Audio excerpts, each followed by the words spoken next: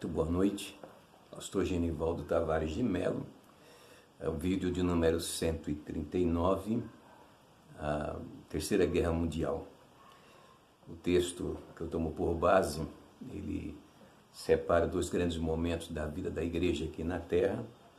Está em Apocalipse, capítulo de número 4. Nós verificamos que no primeiro capítulo do Apocalipse o Senhor se apresenta a João na ilha de Pátimos. Depois, capítulos 2, 3, são cartas dirigidas às igrejas da Ásia, que logicamente fala das igrejas realmente lotadas naquelas regiões, mas que pelo seu conteúdo ela caminha através dos séculos a história da igreja. Se a gente olhar cada uma das cartas, vamos verificar que na história universal, que obviamente envolve questão da igreja, assemelha-se a determinados momentos, a determinados séculos em que a igreja vivenciou. Enfim, teve séculos aí em que a igreja esteve quase que apagada dentro do cenário evangelístico, não é? Então, e depois, notadamente, o que ela aponta é a igreja no sentido mais denominacional, congregacional, quando fala a cada uma das igrejas, denunciando os seus males, denunciando o que havia de bom nela. Depois temos as cartas da igreja, a carta da igreja de Laodiceia, né, que retrata também, logicamente, a igreja de Filadélfia e depois Laodiceia, que retrata dois momentos da igreja, uma que espera o Senhor e que guardou a palavra com paciência, e a sétima carta, a igreja de Laodiceia, que era uma igreja que tem características muito fortes com a igreja da atualidade, em que o Senhor jogou sobre ela, lançou sobre ela a sua petulância de achar que estava tudo bem, perfeito, maravilhosamente bem, e o Senhor havia dito para eles que eles eram miseráveis, desgraçados, pobres, cegos e nus, porque se jactavam da riqueza, né? Estou enriquecido, não tenho falta de nada. Depois, no capítulo 4, verso 1, é como se fosse uma divisão, não vou dizer teológica, não é, mas uma divisão espiritual dos acontecimentos. No capítulo 4, a visão do trono da majestade divina, os 24 anciãos, os 4 animais, e a primeira palavra, depois destas coisas, que estão obviamente no capítulo 2 e 3, eles estavam uma porta aberta no céu, e a primeira voz, que como de trombeta ouvira falar comigo, disse: sobe aqui e mostrar-te-ei as coisas que depois destas devem acontecer. E o verso seguinte, verso 2, diz o seguinte: e logo fui arrebatado em espírito, e eis que um trono estava posto no céu, e um assentado sobre o trono. Bem, eu quero me deter apenas no primeiro verso, que quando João descreve, né, esses acontecimentos aqui, depois das cartas escritas, a voz disse para ele: sobe aqui, subi cá, e mostrar-te as coisas que depois destas hão de acontecer. Aí a gente entra num terreno, que é um terreno cheio de figuras, símbolos e de referências, obviamente, a sistemas e igrejas, povos, pessoas, e principalmente Israel. E o certo é que depois da igreja arrebatada, que esse texto ele remete exatamente para o arrebatamento da igreja, é que começam a acontecer as aberturas dos selos, o toque das trombetas, né? E isso retrata os acontecimentos que vão ter lugar aqui na terra, que vai apavorar muita gente com tudo aquilo que deve realmente acontecer.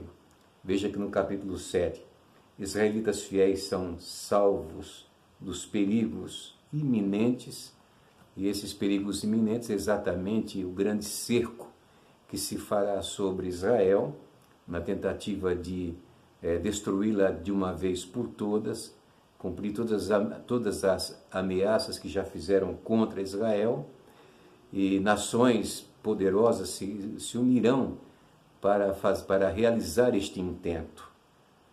Mas, logicamente, se cumpre também aquela palavra do Senhor: se esses dias não fossem abreviados, nenhuma carne se salvaria, para depois entrar no milênio, depois da grande tribulação, é claro.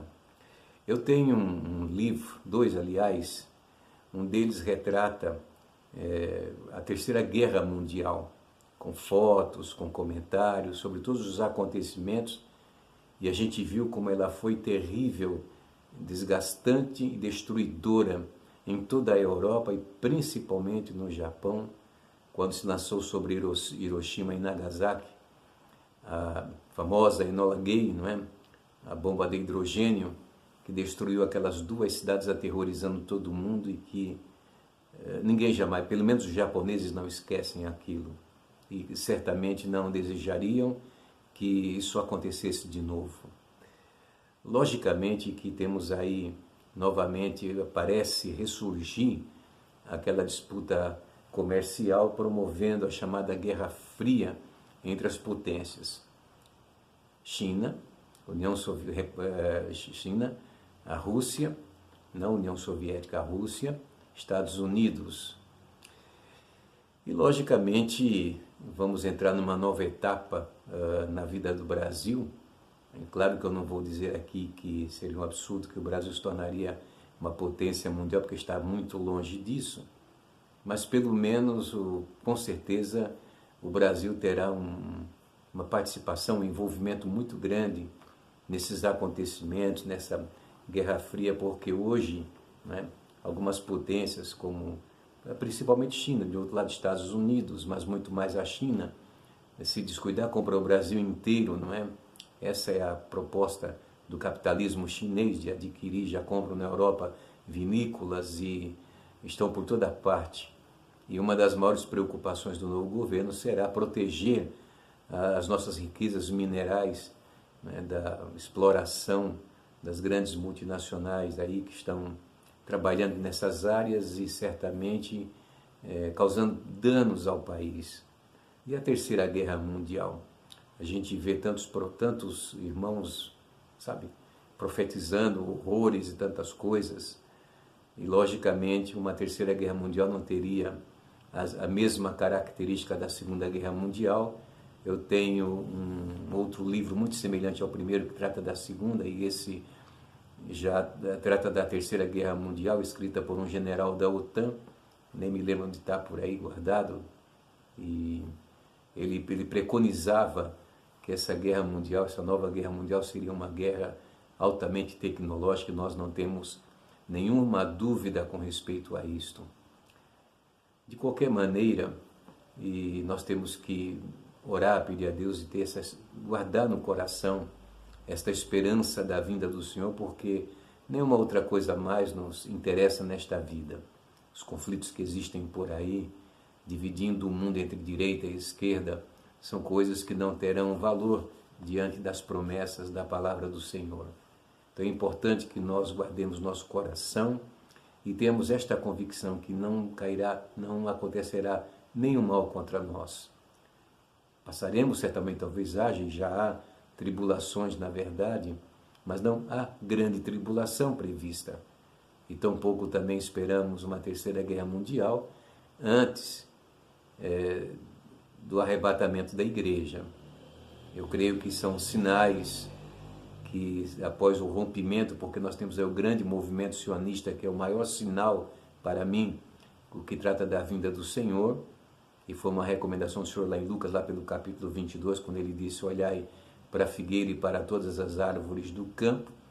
A figueira representa o Estado de Israel, e certamente o movimento sionista já está profetizado na Bíblia o retorno desse povo, a restauração de Israel, visto lá pelo profeta Ezequiel, por Daniel, no Apocalipse, e passagens até mesmo de Paulo, não é? Que apontam para essa restauração de Israel como Estado, como reino, e onde Cristo e por onde Cristo estará governando o mundo, e nós não teremos consciência mais desses acontecimentos funestos que acontecem por aí.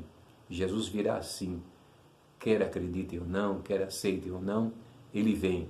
E esta é a esperança da igreja e daqueles que guardam no coração o temor a Deus, a fé, para não cair nas contradições da vida e perder a sua própria salvação, ainda que haja grupos que não acreditam em que a pessoa possa perder a salvação, mas a recomendação bíblica é aquele que perseverar até o fim. Não adianta. Deus nos guarde, Deus nos abençoe e desejo a todos uma ótima e abençoada semana.